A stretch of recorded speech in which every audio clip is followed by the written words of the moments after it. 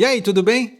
Depois de um período sabático, olha quem está de volta. Seja muito bem-vindo e muito bem-vinda a mais um episódio do podcast EX Brasil. Como você já deve saber, aqui a gente fala tudo sobre experiência do colaborador, estratégia de RH e muito mais. Eu sou Luiz Cortez. E para você que já me acompanhava aqui antes, você deve ter percebido que eu dei uma pequena sumida. Eu tirei um tempo para mim porque acabei mudando. Eu me mudei de Singapura aqui para os Estados Unidos. E durante esse período de adaptação, eu ainda tive um presentão maravilhoso, que foi o nascimento do meu primeiro filho. E claro que, enfim, pai de primeira viagem, você sabe como é, né? Tô meio perdidão ainda, mas tô dando o meu melhor, eu juro. Enfim, vamos falar agora do que interessa, né? Muita coisa mudou e a gente decidiu mudar também aqui algumas coisas. Quando eu falo mudar, a gente decidiu ampliar o canal. Então isso significa que a partir de hoje você vai poder acompanhar a gente no Spotify, como de costume, mas também no YouTube. Então agora você me vê, eu continuo não te vendo, mas você me vê. Então logo de cara eu já vou pedir para você se inscrever tanto no Spotify quanto no YouTube. Eu vou deixar o link na descrição, vou pedir para você deixar aquele like, é de graça, não custa nada, ajuda a gente pra caramba, combinado? E agora vamos ao que interessa. Hoje a gente vai falar das principais tendências de Employee Experience para 2026. E o episódio de hoje vai te ajudar a entender um pouquinho o que vai impactar de verdade a forma como os profissionais estão vivenciando o trabalho e o que esperar nos próximos anos. Bom, quando a gente fala de Employee Experience, a gente não está mais discutindo benefícios pontuais, escritórios bonitos ou ações isoladas de engajamento, aquelas campanhas e blá blá. Agora a gente está falando de amadurecimento. A experiência do colaborador deixa de ser um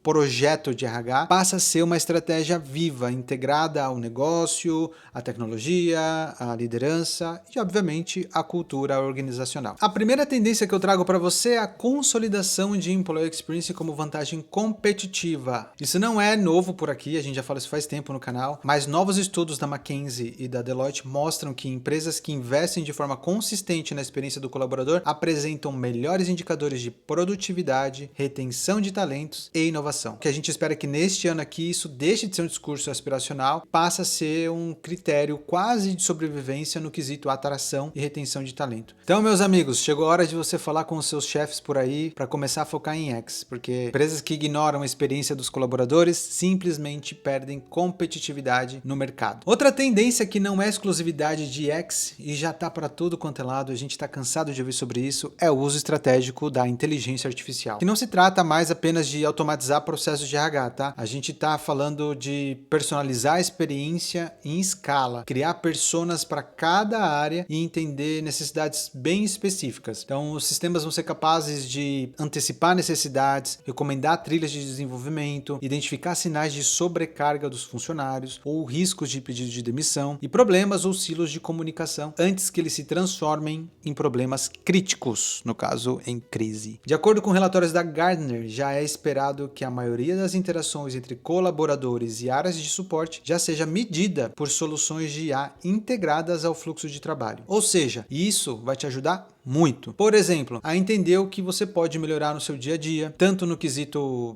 processo de trabalho, quanto em desenvolvimento de alguma habilidade pontual, uma habilidade específica que você está precisando para aquele trabalho. Isso vai com certeza te ajudar de diferentes formas, a otimizar o seu tempo, a melhorar sua performance e tudo isso sem aquele monte de ferramenta complexa, aquele monte de planilha cheia de processos, planilha cheia de fórmulas. Particularmente eu odeio aquelas planilhas, mas enfim. E uma coisa interessante é que ao mesmo tempo que cresce a demanda por tecnologia, cresce a demanda por experiências mais humanas. Pode até parecer meio contraditório, tá? Mas quanto mais a tecnologia entra nas empresas, maior é a expectativa por empatia, escuta ativa e confiança. Afinal, o sucesso de uma ferramenta digital está totalmente atrelado ao quanto essa ferramenta é usual e acessível aos colaboradores. Não adianta a gente implementar algo que faça sentido só para a liderança, por exemplo, mas para quem está lá no processo operacional todo dia, não faz sentido nenhum. Todo mundo já está bem cansado daquelas ferramentas que só causam estresse no nosso trabalho, não é? Falando em estresse, outra tendência é a saúde mental, que passa a caminhar junto com a experiência do colaborador. As empresas deixam de ser avaliadas apenas pelos programas de bem-estar que elas oferecem. Elas passam a ser cobradas pela forma como estruturam o trabalho no dia a dia. Então a pergunta que que as empresas devem se fazer deixa de ser a gente tem um programa de saúde mental e passa a ser a nossa forma de trabalhar é saudável, é justa, é sustentável. E claro que a liderança, meus amigos, continua sendo um dos principais pilares da experiência do colaborador para 2026 e nunca vai deixar de fazer parte das tendências, no meu ponto de vista. Não existe employee experience forte sem lideranças preparadas para lidar com pessoas. A experiência do colaborador acontece na prática, na relação direta entre o líder imediato e o colaborador. Por isso, cada vez mais as empresas passam a medir a qualidade da liderança por indicadores de segurança psicológica, clareza na comunicação, desenvolvimento e cuidado com o time. Pesquisas da Gallup, por exemplo, mostram que líderes seguem sendo o principal fator